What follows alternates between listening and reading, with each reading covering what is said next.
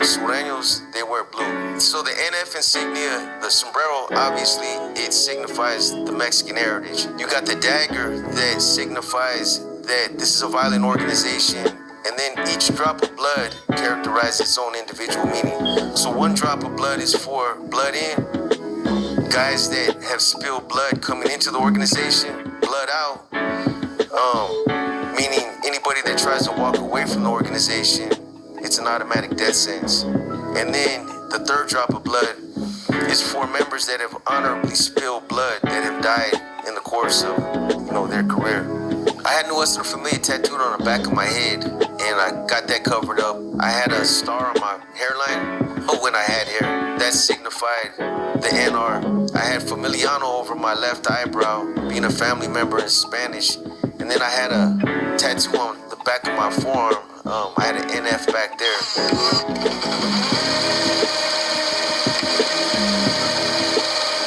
The whole purpose of generating money is supposed to be for the less fortunate members, that are doing life in prison, that don't have a means to take care of themselves. That's what it's supposed to be. It's a smokescreen, though. There's no trickle-down effect. There's a trickle-up effect. The money that comes in, it goes to the leadership, the select few at the top of the hierarchy. And they're the ones that use that money for their own expenses. Some of it's used to invest in drugs and to invest in new regiments or new territory that breaking NF ground out there on the streets. If I got a visitor that's willing to bring in drugs, off the top, my gang is gonna require whatever, 25% of it, 50% of it, or I might even have to turn it all over to them, and they'll give me back what, they feel that they want to give me. You're part of that gang. You're gonna take care of that gang or that criminal organization. The biggest thing in prison, county jails, the currency in there is soups. Everybody loves soups, top ramens. That's like a prison or jail currency right there. But obviously you got weed, tobacco, then the hardcore drugs and things like that. White Lightning, like a cup of that, it can go for like $50. But you're talking about like a cup of something that's like vodka. If you have CalFresh, Medi-Cal, or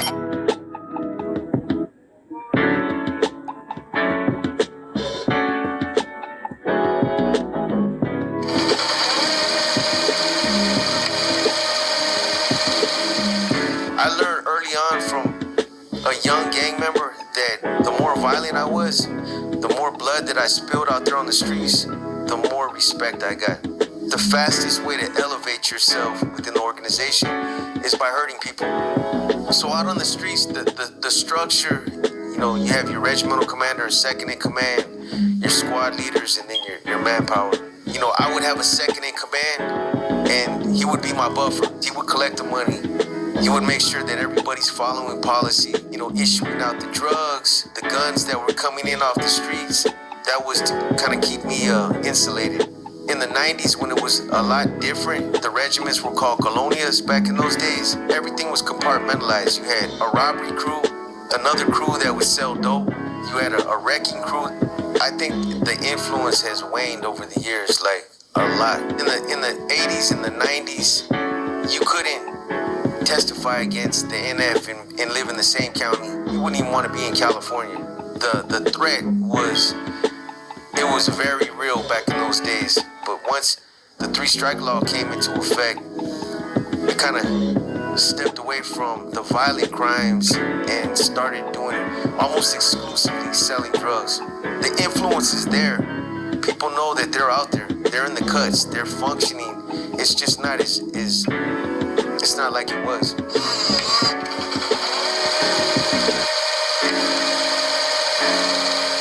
I want to say since like 68 is when the NF first came into inception. From that time on, that's when they took a stand against the Mexican Mafia in South Block, San Quentin. This is basically when the NF banded together, decided that they weren't gonna be abused by the Mexican Mafia anymore. And from that point on, that's when the war started.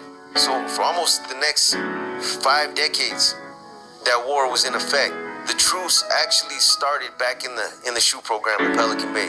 The end of hostilities, their agreement. Again, the whole purpose of it was For a lot of these guys that had been in the shoot program for some of them 3 decades, it was to get back out to the main lines and to basically show CDC that they could, live on the same yard without killing each other. So I thought it was a temporary thing. They were gonna get out there, somebody was gonna push a line somewhere, and it was gonna kick off, and then it was just gonna be a domino effect. But it's lasted. I mean, honestly, I never thought in my lifetime that I would ever see the day when Norteños and Sureños would be out there on the same yards, playing basketball with each other, walking laps with each other. But at the same time, there was a lot of house cleaning.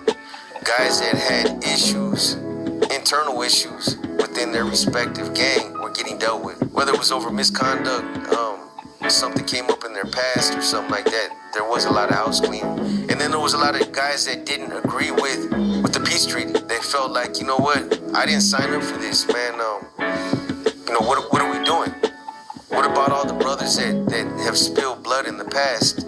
I think the violence is worse. When they let these guys out of the shoot program, all these leaders, guys that are from the 70s, from the 80s, when I came to prison, they're starting to bring the old school back, where they're not just poking people and slicing people up no more. You see all the murders that are happening out there. The Mexican Mafia, the NF, they're behind it. They would rather eat their own right now, stab some of their own people. I mean, it's crazy. The politics that are going on right now, everything's going backwards.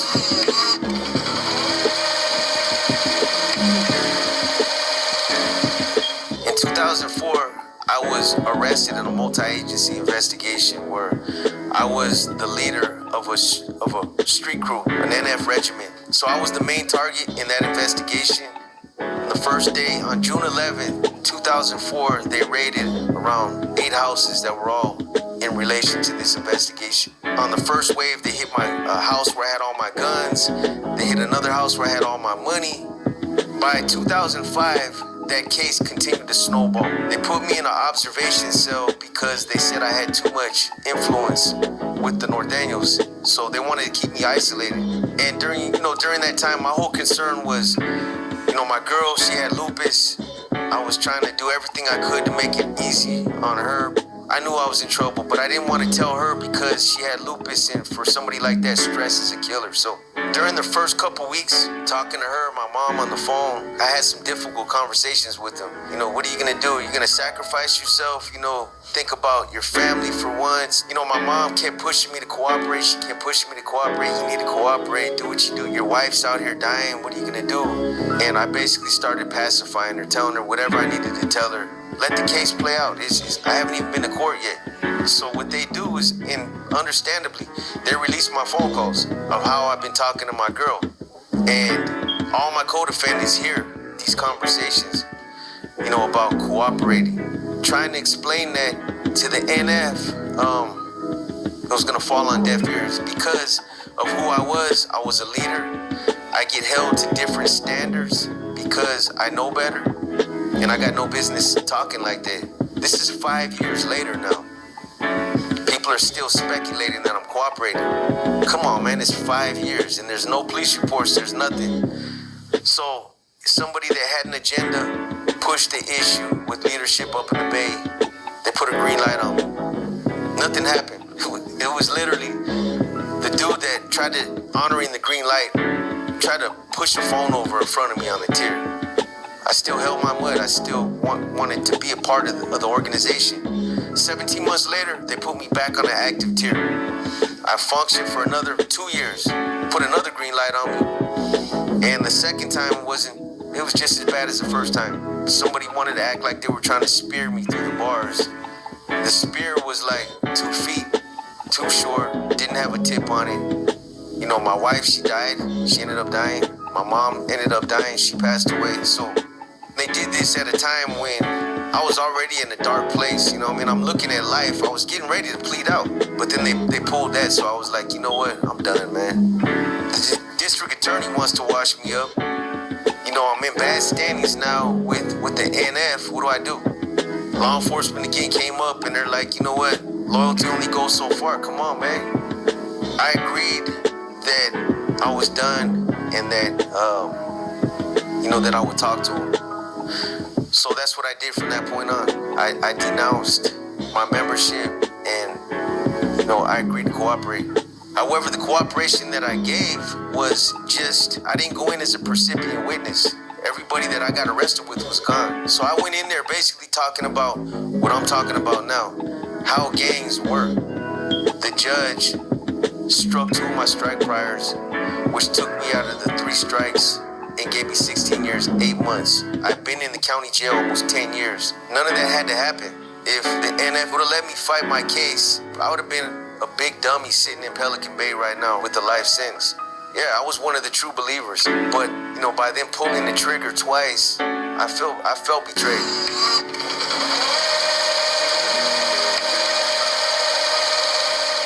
For somebody that just doesn't want to be part of the organization no more, for them to walk away, to just ride off into the sunset and go on about their life and not hurt nobody, it's still not considered honorable. But it's something that people will say, you know what? At least he didn't tell on everybody. At least he didn't hurt nobody. But there's never a retirement. You'll never be able to walk away in good standings. I've had a couple of situations where I ran into some individuals. When there's 15 of them, that's when everybody wants to get active. But, when I catch cats by themselves, they're not trying to do all that. And I'm not trying to look for trouble either. I'm trying to just live out the rest of my days without all the drama. I'm not going to spend the rest of my life looking over my shoulder.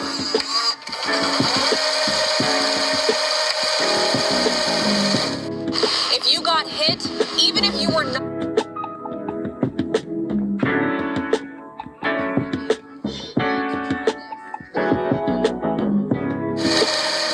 I grew up in San Francisco, California. My mom was a young heroin addict. She got involved with drugs at a young age. At the age of 11, I found my way back to my mom's from foster care. I found out she was using, and she didn't just give it to me. People are gonna be like, what kind of mother gives their 12-year-old child heroin? I understand that, but I don't blame her. I look at it as she was stuck in her addiction at a young age, and she got stuck in that cycle, and I kind of manipulated the situation. I told her I knew what she was doing, and if she didn't give it to me, I was gonna go get it in the streets. And from that point on, for the next 40 years, that tore my life up in every way possible. From relationships to the choices I would make, me becoming involved in the criminal element. From then, I stopped going to school. I started drinking. That's when I started getting involved with gangs. It started with burglarizing cars, ripping out the radios, the speakers, selling them for drugs, robberies, home invasions, and then we started using weapons, and it just continued to escalate. From that time, it didn't take me long before I got caught up in the juvenile justice system. I caught 4 robberies, 1 out of San Francisco and 2 out of San Mateo. I took 7 years, ran consecutive, and they sent me to prison.